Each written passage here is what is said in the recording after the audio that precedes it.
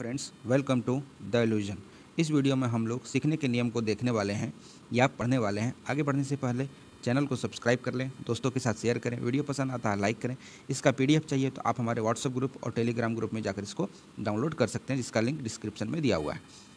हम लोग देखते हैं सीखने के नियम को। यह किसने दिया था या फिर यह नियम किसका है?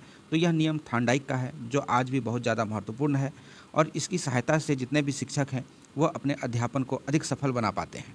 सीखने का 2 नियम है दोस्तों, और हर एक नियम को अलग अलग भागों में बांटा गया है या उसके अंदर बहुत सारे भाग हैं। तो वो 2 नियम कौन कौन से हैं? तो सीखने का मुख्य नियम और सीखने का सहायक नियम, ये दोनों हैं और दोनों में काफ़ी अलग अलग चर्चा किया हुआ है।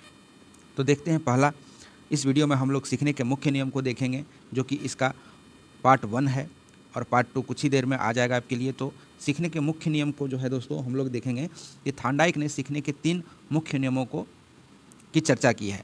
तो पहला है तत्परता का नियम, दूसरा है अभ्यास का नियम और तीसरा है प्रभाव का नियम। तो तत्परता क्या कहता है दोस्तों? कि तत्परता का नियम वह नियम है जो सीखने वाले व्यक्ति किन किन परिस्थितियों में संतुष्ट रहता है या किन किन परिस्थितियों में उसे खीज उत्पन्न होती है। खीज मतलब उस काम के प्रति खराब महसूस करना, उसको मन नहीं लगना, वो झक्की टाइप का हो जाना। तो खीज का मतलब यहाँ पर इसी चीज़ से इसका तात्पर्य है। जैसे जब व्यक्ति किसी कार्य को करने के लिए तत्पर होता है, मतलब वो करना चाहता है और उसे वह कार्य करने दिया जाता है, तो उसमें उसे संतुष्ट या संतोष उत्पन्न होता है। लेकिन जब व्यक्ति किसी कार्य को करने के लिए तत्पर रहता है और उसे वह कार्य नहीं करने दिया जाता है, तो उसमें उसे खीज उत्पन्न होता है। जैसे कि अब एक और उदाहरण से हम लोग देखते हैं कि 1 जनवरी होती है या कोई पर्व त्यौहार होता है, ठीक है ना। अब 1 जनवरी को ही पकड़ते हैं। बहुत सारे व्यक्ति हैं या बहुत सारे परिवार हैं हमारे भारत में जो कि घूमने के लिए निकलते हैं, मतलब पिकनिक मनाने जाते हैं, खाना पीना बाहर करते हैं। आपने बच्चे को कहा कि हम तो भाई घूमने चल रहे हैं, और बच्चे भी तैयार हो गए मन ही मन। वो कपड़े लत्ते से तैयार नहीं होंगे, पैसे कौड़ी से तैयार नहीं होने वाले हैं, वो मन ही मन तैयार हो गए। अब क्या हुआ कि आप उसको लेके चले गए, तो बच्चे को संतुष्टि उत्पन्न होगा, मतलब उसके अंदर संतोष आ जाएगा कि नहीं, मैं तो भाई घूमा, मैं इतना चीज़ देखा, वो संतुष्ट हो जाएगा, वो एंजॉय करेगा। लेकिन अब आप उसको कह लें कि भाई चलेंगे घूमने, सबको 1 जनवरी को तैयार होना है, और अचानक से प्लान आप डिसमिस कर दो, मतलब कैंसिल कर दो कि वो अब घूमने का जो प्लान था वो रद्द हो गया, कैंसिल हो गया। तो क्या होगा? बच्चे का मन टूट जाएगा, वो झक्की टाइप का करेगा, और 1 जनवरी के दिन में जो है वो बच्चा वो आसानी से अपने घर में किसी से अच्छे से बात नहीं कर सकता। ऐसे भी बहुत सारे केसेस देखी गई है। तो ये होती है झक्की, ठीक है, या खीज उत्पन्न होता है। जब व्यक्ति किसी कार्य को करने के लिए तत्पर नहीं रहता है और उसे वह कार्य करने के लिए बाध्य किया जाता है, तो इससे भी उसमें खीज उत्पन्न होता है। जैसे कि अब जो है आपने कहा कि चलो एक काम कर दो मेरा। जैसे कि स्टूडेंट लाइफ में होता है कि 2 स्टूडेंट एक साथ अपने कमरे में हैं या फिर शेयरिंग में रह रहे हैं। अब एक ने सुबह खाना बनाया तो एक ने शाम में बनाएंगे। तो एक जो है वो सुबह बनाया और शाम में भी उसको कह दिया जाए कि तुम ही बनाओ, और दूसरा चाह रहा है कि हम अभी नहीं बना पाएंगे यार, मुझे अभी कुछ काम है। तो अब ज़बरदस्ती वो जो कहा था वो कहीं चला गया, जो सुबह बनाया था उसी को फिर से बनाना पड़े, तो वो तो ज़बरदस्ती काम हो गया उसके लिए। तो उसमें वो क्या होगा, उसके अंदर जो है खींच की भावना या खींच का एक संवेग उसमें उत्पन्न हो जाएगा। ठीक उसी प्रकार शिक्षा में इसको देखते हैं हम लोग ढाल करके। शिक्षक को पहले बालकों की अभिरुचि और अभिक्षमता का मापन कर लेना चाहिए, क्योंकि यदि बच्चे के बारे में यह नहीं समझा जाए कि वह बच्चा किस चीज़ में ज़्यादा रुचि रखता है, उसके अंदर कितनी क्षमता है किसी चीज़ को समझने की, तब तक आप उसको अच्छे से पढ़ा पाने का एक अच्छा सा जरिया नहीं ढूंढ पाएंगे, ताकि उन पर तत्परता का सही ज्ञान हो, ठीक है ना, ताकि वह आपकी बातों को अच्छे से सीख सके। ये तो हो गई शिक्षक की बातों। शिक्षक को बालकों की तत्परता के अनुरूप शिक्षण देना चाहिए। उन्हें अपने अध्यापन कार्य में उन विषयों पर अधिक बल डालना चाहिए जिनकी और बालकों की तत्परता तथा रुझान अधिक हो। अब आप पढ़ा रहे हैं क्लास में इंग्लिश, और बच्चे को इंग्लिश नहीं पढ़ना है, वो नहीं समझता है इंग्लिश, उसको समझ में नहीं आता।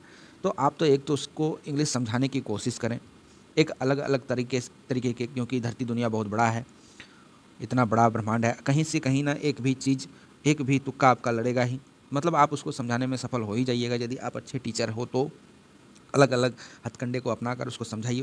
उसके अंदर इंग्लिश का मतलब एक मनोरंजनात्मक रूप से उस पर निवेश कीजिए, या उसको समझाइए या उसको बताइए, तो वो समझना शुरू करेगा।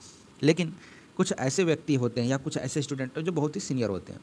तो जैसे कि बीए है, बीए कोई करना चाहता है, जो ग्रेजुएशन करना चाहता है, वो ऑनर्स पेपर इंग्लिश नहीं रखना चाहता है या उसको नहीं पढ़ना है, वो मैथ रखना चाहता है। तो वो मैथ रखे, उस पर कोई बोझ नहीं रखना चाहिए कि तुम इंग्लिश ही रखो, तुम्हारे लिए ये वो लन फन, ठीक है ना। तो उसके लिए जो है दोस्तों ये चीज़ बहुत ही ज़्यादा अधिक होना चाहिए, ताकि जो बच्चा जिस चीज़ पर अधिक बल लेता है या बल के द्वारा पूर्वक वो काम करता है, तो उसको वही कार्य करने के लिए जो है प्रेरित करना चाहिए। ऐसे परिस्थिति में बालकों में आत्मसंतोष अधिक होगा और वह विषय को ठीक ढंग से सीख कर लंबे समय तक उसे धारण कर पाएगा। यदि कोई स्टूडेंट, अभी जैसे कि मैं लेक्चर ले रहा हूँ, आप इतने सभी सुन रहे हो मेरे लेक्चर, अब मैं आप सभी का एक उदाहरण देता हूँ कि बहुत सारे ऐसे जो होंगे टीचर बनने वाले जिनको मैथ नहीं आता हो, ठीक है ना, और यदि उसको मैं मैथ ही बताऊँ दूसरे सब्जेक्ट के अपेक्षा, तो क्या वो मैथ का क्लास मेरा देखेगा? मुझे नहीं लगता है कि वो मैथ का क्लास देखेगा। वो दूसरे सब्जेक्ट को देख कर बोलेगा यार मैं तो मैथ को जितना ध्यान दूंगा उधर मैं उतना ध्यान दे दूं तो वही मेरा पक्का नंबर ले आएगा, तो इस पर मैं क्यों ध्यान दूं। तो ये सारी बातें आपस में जुट जाती है, ठीक है ना। तो जब मैं मैथ पढ़ाऊंगा, कोई बच्चे ऐसे होंगे जो मैथ सीखना या पढ़ना बहुत अच्छा लगता है, तो वो मैथ की क्लास को एकदम टकटकी लगा कर देखेगा। जिसको चाइल्ड साइकोलॉजी समझ में नहीं आता, वो चाइल्ड साइकोलॉजी को क्लास को मतलब स्किप कर देगा। तो ये सारी बातें जो है वो तत्परता के अंदर आती है। अब देखते हैं अभ्यास नियम। अभ्यास का नियम यह बताता है कि अभ्यास करने से उद्दीपन और अनुक्रिया का संबंध मजबूत हो जाता है। उद्दीपन के बारे में मैंने पिछले क्लास में बताया था कि उद्दीपन क्या है। यदि आपको उद्दीपन के बारे में समझ में नहीं आता है उतना, तो आप हमारे पिछले क्लास को देखें जो कि प्लेलिस्ट में डली हुई है। मैं हर एक क्लास में कहता हूँ कि आप प्लेलिस्ट में जाएँ और पूरे क्लास को ये सीरीज बाई सीरीज देखें, तो आपको कहीं कोई दिक्कत नहीं होने वाली है। खैर मैं यहाँ भी आपको बता देता हूँ कि उद्दीपन क्या होता है। किसी व्यक्ति को किसी वस्तु को देखकर आपके अंदर भावना उत्पन्न होना या फिर आप उससे प्रेरित हो जाते हो, तो वो है उद्दीपन। प्रेरित होने का जो संवेग है दोस्तों, उसी को हम उद्दीपन कहते हैं, ठीक है ना।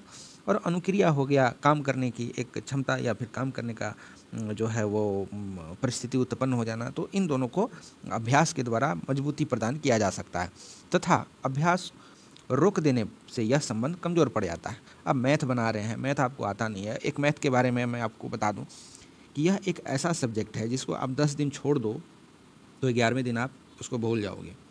तो कहीं ना कहीं आपको मैथ जो है वो रोज़ बनाना चाहिए।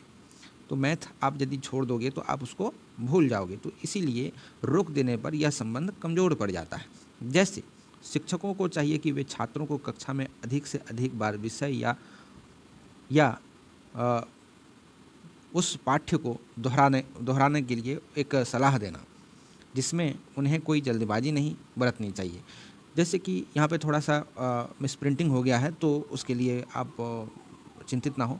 मैं आपको ये समझा देता हूँ कि एक शिक्षक है, वो क्लास को हड़बड़ में कर देना चाहता है। एग्ज़ाम आ गया, ये आ गया, वो आ गया, तो वो चाहता है कि नहीं भाई जितना जल्दी हो उतना जल्दी काम करके निकल जाए, मैं अपने माथे से बोझ उठा के फेंक दूँ, मुझे ये शो करना है कि मैंने सिलेबस कंप्लीट कर दिया। बच्चे समझे या ना समझे उसको कोई लेना देना।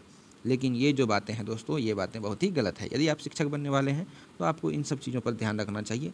यदि बच्चा किसी चीज़ को सीख रहा है तो आपको उस पर भरपूर ध्यान देना चाहिए। आपको हर एक विषय पर अच्छे तरीके से समझाना चाहिए। जितना समय लगता है या जितना समय देना चाहिए उतना पूरी उसको समय दीजिए। कोई भी जल्दबाजी नहीं कीजिए, नहीं तो जो बच्चे हैं जिसको आप पढ़ा रहे होंगे वो जो है वो काफ़ी कमज़ोर हो जाएंगे, ठीक है। तो छात्र किसी सीखे गए विषय को अधिक दिनों तक याद किए रहे, इसके लिए शिक्षक को चाहिए कि वह छात्रों के बीच में जो विषय पढ़ाया गया या जो विषय उसको समझाया गया है उसको देखते रहने का सुझाव देना चाहिए या फिर रिवीजन करने का सलाह देना चाहिए, ठीक है। शिक्षकों को कक्षा में यह आगाह कर देना चाहिए कि यदि छात्र सीखे गए विषय को बीच बीच में नहीं दोहराएंगे तो वह उस विषय को धीरे धीरे भूल जाएंगे। ठीक उसी प्रकार छात्र मात्र अभ्यास से किसी विषय को जल्दी नहीं सीख पाते। सीखने के लिए उन्हें अभ्यास के साथ ही साथ सोच और समझ की भी ज़रूरत उसमें होती है, ठीक है। अब देखते हैं प्रभाव का नियम। इस नियम के अनुसार व्यक्ति किसी अनुक्रिया या क्रिया को उसके प्रभाव के आधार पर सीखता है। किसी कार्य का अनुक्रिया का प्रभाव व्यक्ति में या तो संतोषजनक होता है या फिर खीज उत्पन्न करने वाला होता है। प्रभाव संतोषजनक होने पर व्यक्ति उस अनुक्रिया को सीख लेता है और प्रभाव यदि असंतोषजनक होता है तो उसको नहीं सीख पाता है। जैसे शिक्षकों को कक्षा का वातावरण डरावना बनाकर नहीं रखना चाहिए, क्योंकि यदि आप अपने कक्षा का माहौल डरावना रखेंगे, कक्षा का मतलब उस रूम का नहीं, अपने आप को आप देखें, ठीक है। एक टीचर आता है जो बहुत ही अच्छा पढ़ाता है, लेकिन उसकी घंटी बजते ही लड़के को या आपके छात्रों को ये आभास हो जाए कि वो टीचर आने वाला है जो मुझे ये सब्जेक्ट फलाना सब्जेक्ट पढ़ाने वाला है।